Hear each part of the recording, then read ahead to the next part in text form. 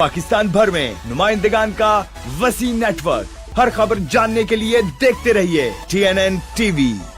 1.25 करोड़ की आबादी पर मुश्तमिल कराची मेट्रोपॉलिटन सिटी में सेहत के हवाले से हस्पताल तो बहुत, लेकिन फिजियोथेरेपी सेंटर नायाब हैं। अल्हम्दुलिल्लाह हमने इस कमी को पूरा करते हुए गुलिस्तान जौहर में ज़ुबैदास फिजियोथेरेपी सेंटर का आगाज कर दिया है।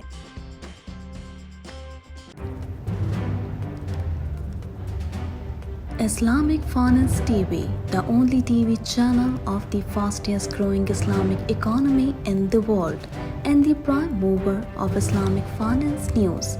Follow us on our social media handles and watch our reports and educational program at www.islamicfinancetv.com.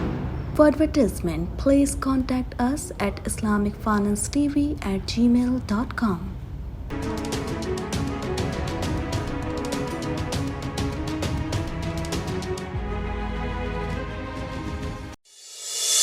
वज़ीर आज़म शहबाज शरीफ ने कहा है कि मीसाक मईशत ही अवामी खुशहाली के लिए आगे बढ़ने का वाहिद रास्ता है। समाजी राब्तों की वेबसाइट ट्विटर पर जारी बयान में वज़ीर आज़म ने कहा कि सैलाब के बाद रिलीफ और बहाली, ग्लोबल सप्लाई चेन में रुकावटों और जियो स्ट्रेटेजिक तब्दीलियों से पैदा होने वाले चैलेंजेस को सामने रखते हुए नए माली साल का बजट बनाना एक मुश्किल काम था। उन्होंने कहा कि चेयरमैन PTI की तरफ से पैदा किए गए सियासी अदम इस्तेहकाम ने मुल्क की मईशत को नाकाबिले तलाफी नुकसान पहुँचाया है। हालिया बजट मुल्क की मईशत के दरपेश चैलेंजेस और बहरानों से नबरदाज़मा होने का आगाज है। वज़ीर आज़म का कहना था कि इत्तेहादी हुकूमत ने बजट बनाने के लिए ऐसे शोबों को तरजीह में रखा जिनके जरिए इक्तिसादी तरक्की तेज हो, सरमायाकारी के रुझान में इजाफा हो और मुल्क की मईशत को खुद कफील बनाया जा सके। बजट में कम से कम उजरत को बढ़ाकर 32,000 रुपए कर दिया गया है। शहबाज शरीफ ने ट्वीट में कहा कि महंगाई के असरात के पेश नज़र हुकूमत ने सरकारी मुलाजमीन और पेंशनर्स को तनख्वाहों में बिलतरतीब 35 और 17.5% तक इजाफा करके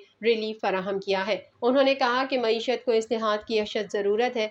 मौशी तरक्की का बराह रास्त ताल्लुक सियासी इस्तेहकाम से है। चार्टर ऑफ इकोनॉमी ही अवामी खुशहाली के लिए आगे बढ़ने का वाहिद रास्ता दिखाई देता है।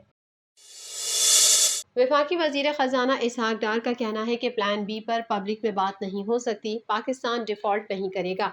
पाकिस्तान की आबादी की शरह अलार्मिंग है। बढ़ती आबादी तरक्की की कोशिशों को खा जाएगी। बजट को हतमी शक्ल देने से पहले कारोबारी तबके के तहफ़्फ़ुज़ात दूर करेंगे। पोस्ट बजट प्रेस कॉन्फ्रेंस करते हुए वजीर खजाना इसहाक डार का कहना था कि बजट के बाद तजावीज़ को डील करने के लिए कमेटी बनाई जा रही है। प्राइवेट पब्लिक सेक्टर को लेकर चलने से मुल्क का पहिया चलेगा। FBR की कलेक्शन 12,163 अरब रुपए है। SDP में हेल्थ, एजुकेशन, सोशल सेक्टर और ट्रांसपोर्ट के लिए बजट रखा गया है। इसहाक डार का कहना था कि सूबों का तरक्याती बजट 1,559 अरब रुपए है। वफाक का 1,150 अरब का तरक्याती बजट है।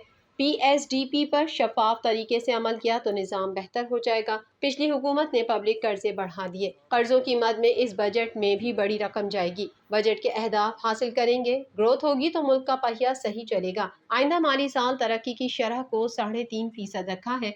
अफरात ज़र का हदफ 21% है। GDP में टैक्सों का तनासुब 8.7% है।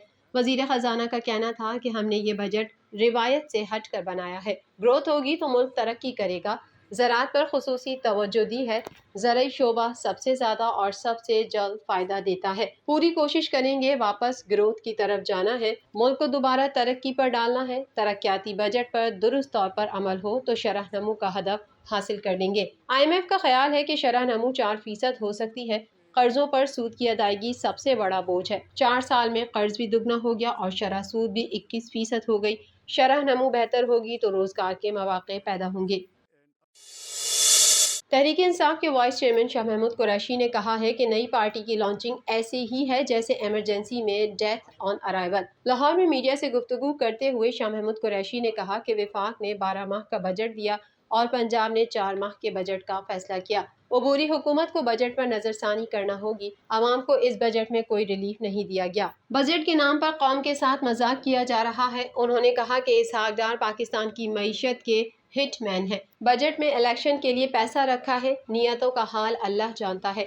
इस बजट में बार बार तरमीम होती रहेगी। तनख्वाहों में 30 से 35% इजाफा होगा। पैसा कहाँ है आपके पास? बजट में 650 अरब का सरप्लस दिखाया गया है, वो कहाँ से आएगा? شاہ محمود قریشی کا کہنا تھا کہ 12 اگست کو موجودہ پارلیمنٹ کی مدت پوری ہو رہی ہے، اس لیے الیکشن تو ہونا ہے۔ اب اگر آئین سے ماورا کوئی کام ہو تو میں کیا کہہ سکتا ہوں۔ جہانگیر ترین کی پارٹی کے حوالے سے انہوں نے کہا کہ نئی پارٹی کی لانچنگ ایسی ہی ہے جیسے ایمرجنسی میں ڈیتھ آن ارائیول۔ وزیر خارجہ بلاول بھٹو زرداری کا کہنا ہے کہ چیئرمین تحریک انصاف کو فوج کی حمایت حاصل نہ ہونے سے مسئلہ ہے۔ غیر ملکی چینل کو انٹرویو میں وزیر خارجہ بلاول بھٹو زرداری کا کہنا تھا کہ چیئرمین پی ٹی آئی نے پاکستان میں ہمیشہ ڈکٹیٹر کو سپورٹ کیا۔ اس بات کے مکمل شواہد اور ثبوت موجود ہے کہ 2018 میں دھاندلی کے ذریعے تحریک انصاف کی حکومت قائم کی، جس میں فوج کے ساتھ کچھ سابق افسر ملوث تھے۔ انہوں نے کہا کہ چیئرمین تحریک انصاف کو فوج سے مسئلہ گزشتہ اپریل میں شروع ہوا، جب فوج نے سیاست میں حصہ نہ لینے اور کسی بھی پارٹی کی حمایت نہ کرنے کا اعلان کیا۔ چیئرمین پی ٹی آئی کا مسئلہ یہ ہے کہ فوج ان کی حمایت نہیں کر رہی۔ بلاول بھٹو کا مزید کہنا تھا کہ پاکستانیوں کی اکثریت نے 9 مئی کے واقعات پر ناراضگی کا اظہار کیا ہے، جب چیئرمین پی ٹی آئی نے اپنے حامیوں کو فوجی تنصیبات پر حملے کے لیے اکسایا۔ پاکستانی عوام کی اکثریت چاہتی ہے کہ فوج غیر جانبدار رہے اور سیاست میں مداخلت نہ کرے۔ وزیر خارجہ کا کہنا تھا کہ پاکستان میں فوج کے غیر مقبول ہونے کا موقف چیئرمین پی ٹی آئی کے حامیوں کا ہے اور یہ تاثر درست نہیں۔ جہاں تک پاکستانی سیاست میں فوج کے عمل دخل کا تعلق ہے تو اس بات سے انکار نہیں کیا جا سکتا کہ پاکستان کی تاریخ میں آدھے عرصے فوجی حکومت رہی۔ میری پارٹی پاکستان پیپلز پارٹی نے ہر مرتبہ آمریت کو چیلنج کیا۔ بلاول بھٹو نے کہا کہ افغانستان کی حکومت نے کچھ شعبوں میں کارکردگی دکھائی ہے، تاہم ابھی لمبا سفر طے کرنا باقی ہے۔ پاکستان کی افغان سے متعلق پالیسی وہی ہے جو عالمی برادری کی ہے۔ افغان حکومت سے درخواست ہے کہ وہ اپنے عوام اور عالمی برادری سے خواتین کی تعلیم، دہشت گردوں کو اپنی سرزمین استعمال نہ کرنے دینے سمیت کیے گئے دیگر وعدوں کو پورا کریں۔ انہوں نے کہا کہ پاکستان کو مشکل وقت اور سنگین چیلنجز کا سامنا ہے، تاہم مجھے یقین ہے پاکستانی عوام اپنے حوصلے اور عزم کے ساتھ ان چیلنجز پر قابو پا لیں گے اور ملک ترقی کرے گا۔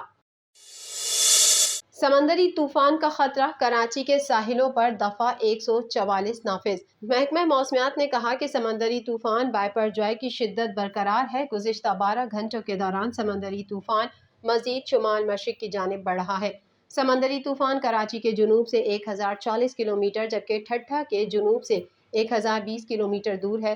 سمندری طوفان موجودہ ٹریک پر چلتا رہا تو رخ عمان اور پاکستان کے مکران ساحلی علاقوں کی جانب ہو سکتا ہے، جبکہ بھارتی گجرات اور سندھ کی ساحلی پٹی سے طوفان کے ٹکرانے کا امکان ہے۔ 13 جون کی رات سے 14 جون کی صبح تک سندھ مکران کی ساحلی پٹی پر تیز ہواؤں کے ساتھ موسلادھار بارش کا امکان ہے۔ محکمہ موسمیات کا سائیکلون وارننگ سینٹر سسٹم کو مانیٹر کر رہا ہے۔ موجودہ صورتحال پر کمشنر کراچی نے دفعہ 144 کا نوٹیفیکیشن جاری کر دیا۔ پاسداری نہ کرنے والوں کے خلاف کارروائی کی بھی ہدایت جاری کی گئی ہے۔ دوسری جانب director general provincial disaster management authority Jahanzeb Khan نے بتایا کہ سمندری طوفان بائپر جوائے رخ تبدیل کر کے شمال اور شمال مشرق کی جانب بڑھ رہا ہے، جس کے باعث طوفان کے مکران کے ساحل کی طرف بڑھنے کے امکانات زیادہ ہو رہے ہیں۔